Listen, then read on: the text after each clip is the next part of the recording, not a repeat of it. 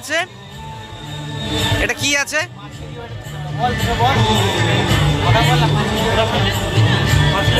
এটা কি দিয়ে তৈরি? আপনারা কোথা থেকে এসেছেন?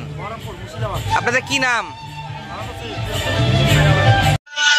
দেখুন, পানসারি থেকে বেশি ভোজ উৎসব নিয়ে মানুষ বেশি মতলব ভাবছে, কেন কি কল্যাণীর মানুষ ভোজন রসিক। আর ভোজন যাই করি না কেন আমরা মশলা ছাড়া হওয়া সম্ভব নয়। তো পানসারি তার মধ্যে একটা পার্ট। তাই জন্য আমরা সবসময় ভোজ উৎসব যখনই হয় আমরা স্পন্সরদেরকে এটাই বলি যে আমরা এই উৎসবের পার্ট হতে চাইছি। আর অবভিয়াসলি পানসারি বাড়ির ব্র্যান্ড, কল্যাণী বাড়ির জায়গা নিজের, তো অবভিয়াসলি তার জন্য আবেগটা অনেক বেশি।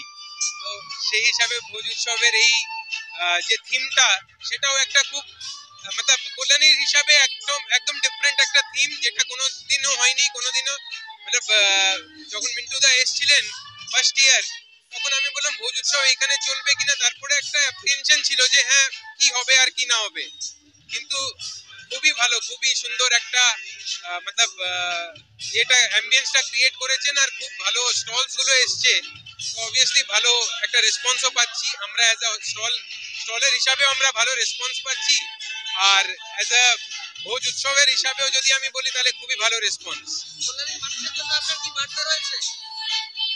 সবাই ভোজ উৎসবে আসুন, আপনারা এনজয় করুন, বিভিন্ন রকমের খাওয়া দাওয়া আছে। আর যাওয়ার আগে পানসারিতে বাই ওয়ান গেট ওয়ান এর অফার চলছে, অবশ্যই নিয়ে যান বাড়ির জন্য। না, সাকসেস তো একদিন আর দুদিন ধরে না, আমাদের টানা 7 দিনের প্রোগ্রাম। আমরা এক্সপেক্ট করছি যে এখনো মানে সময় আছে আরো মানে হওয়ার, ঢল নাবার।